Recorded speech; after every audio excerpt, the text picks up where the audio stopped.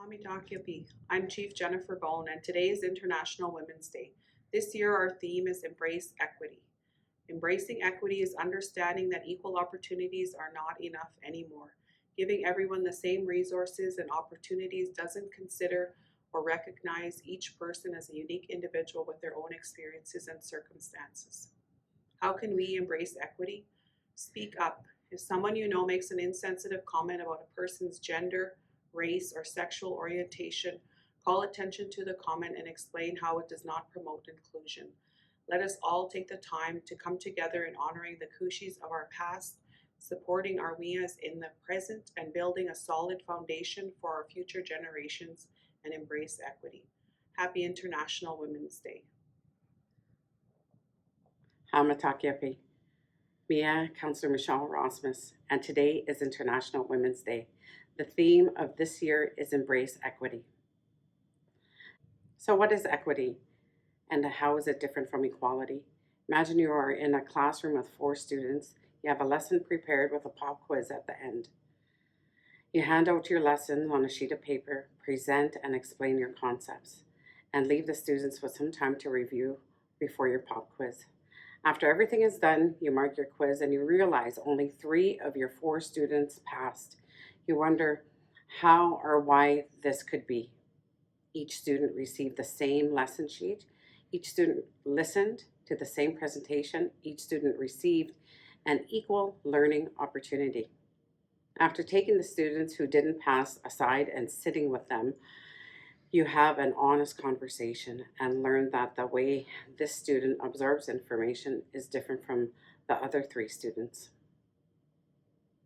Where the other 3 were able to absorb the paper lesson, this student is more of an auditory learner and can better comprehend the lesson if you sit and talk it through. Taking the student and other students' needs into consideration and developing inclusive learning plans and updating teaching styles so that everyone can succeed is embracing equity. Listening and taking steps towards inclusion is how we distinguish between equality and equity. Implementing and acting on these steps towards inclusion while actively trying to support and uplift our girls and women is how we embrace equity. Moving forward, we should all strive to open our ears, open our minds, and open our hearts, and actively listen to the women in our lives so that we all work together to embrace equity. Happy International Women's Day. Rolling. Hi, I'm Tricia Hayward, the Director of IRID, or the Intergovernmental Relations and Implementation Department. And I'm happy to say that today is International Women's Day, and the theme is Embrace Equity. When I think of equity, I think of equality first. Often the two get mixed up and are interchanged, but really, when we think about equality, women have made great strides in the workplace. They've shattered that glass ceiling, and in many situations, women are on a level playing field with men. But that's different from equity. Equity means just because people have the same opportunities or resources, it doesn't mean that the outcomes or their will be the same and they're affected by their own personal experiences. So just because 2 people have the same education and background doesn't mean that where they end up will be the same. Some people need a little bit more help in order to get to the same point as others. When I was teaching, I saw this lots when I was in the classroom. Just because I taught the same lesson to everybody in the class didn't mean that everybody in the class understood or realized or achieved the same outcomes. This is what equity is all about.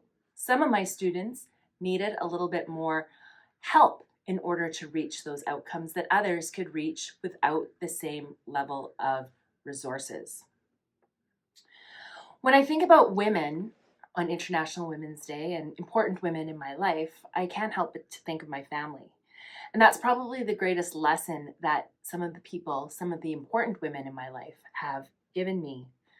My grandma, Kathleen Stevenson, Kathleen Dewan from Sioux Valley, Dakota Nation, was probably one of my greatest influences. She was always caring. We spent lots of time with her. And she always taught us the lessons of respect and love. My mom and my aunts always had rallied around me and provided that support as well and encouraged me to do what I thought was maybe out of reach. As a mom, I have 3 daughters. And I think on International Women's Day that it's important that I've taught my 3 girls to be strong, independent women. We need more strong and independent women in order to move forward. After all, it's women who have the knowledge and the perseverance to make the world great. So, on this International Women's Day, I just want to say thank you to all the influential women and the women that are making a difference out there in the world, and say keep up the great work. Thank you. My name is Margaret Roscelli, Dakota Chejiki, Tate Yapi Mankepi. That was my mother's name that was passed on to me.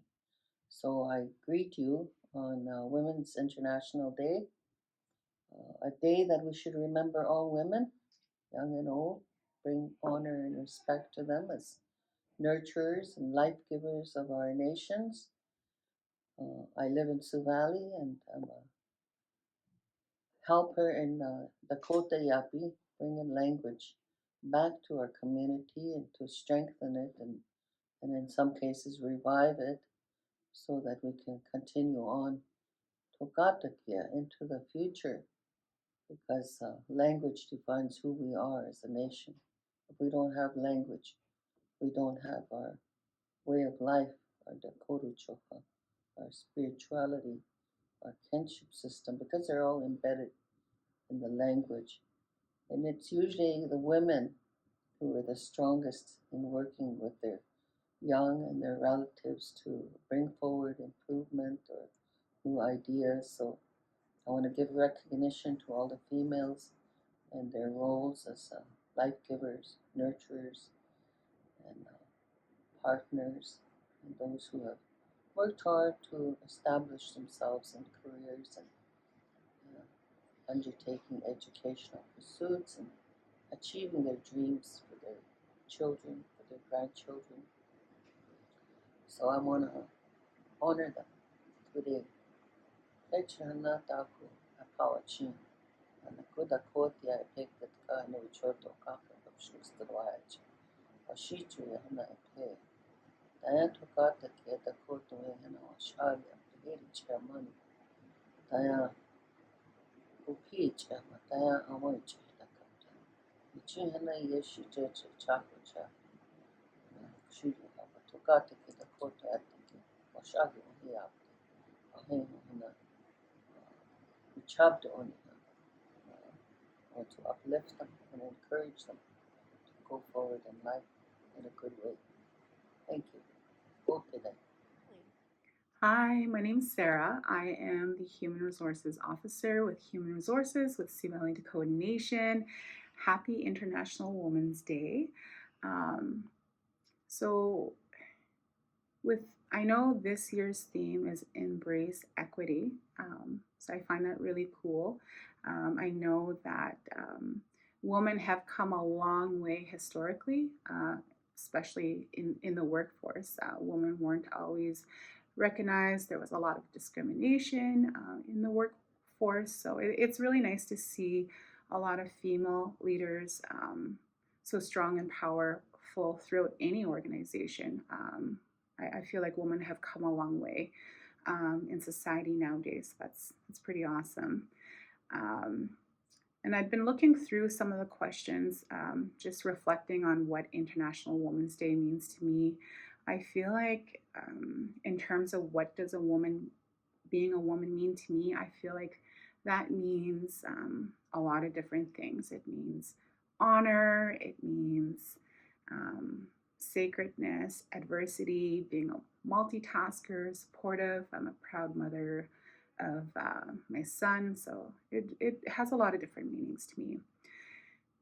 In terms of why I feel it's important to celebrate women, I feel like women are beautiful overall. We're valuable, strong, and supportive, nurturers, leaders, caregivers. So I think that recognizing International Women's Day is awesome, and I'm so thankful Sioux Valley Dakota Nation is taking part in this initiative. It's I appreciate that. Women that are important in my life.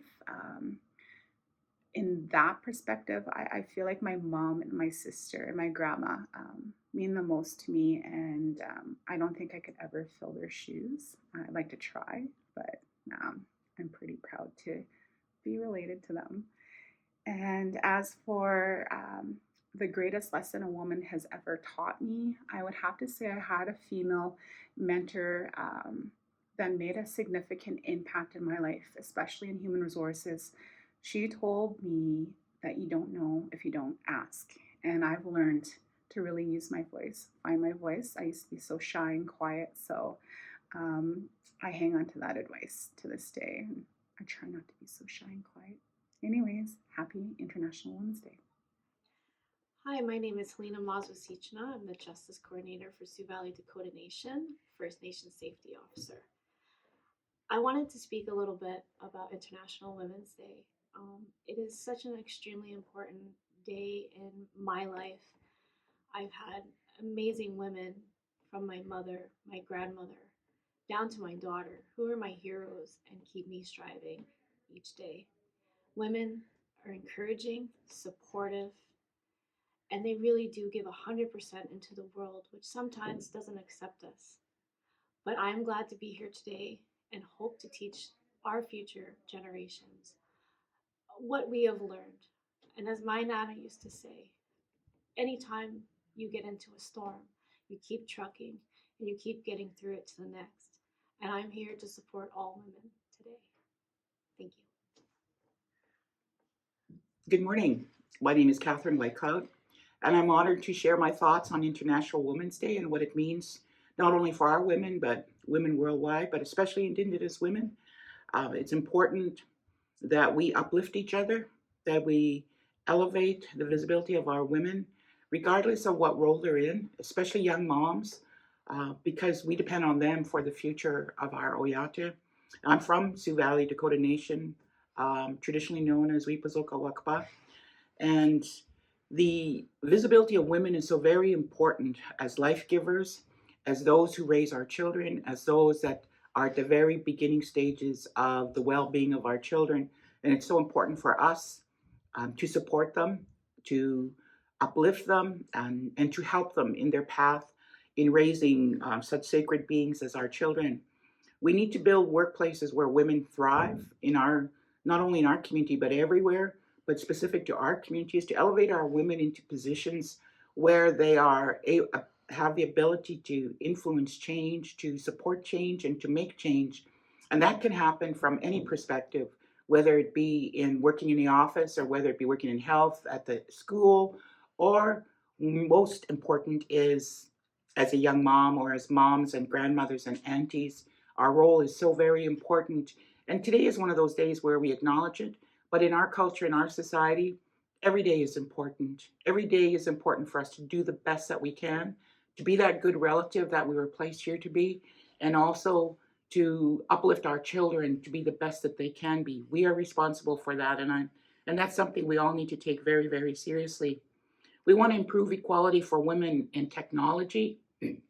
This message is coming to you from a young lady who is recording this, and it's so important that we have women who choose technology field to support our people and to support the things that we do to make life better for our children. It's really important. That's the future. That's where we are now, and it's important that we keep ourselves informed and become technologically savvy, because that is the world that our children are living in, and we need to know how to manage that for them and with them.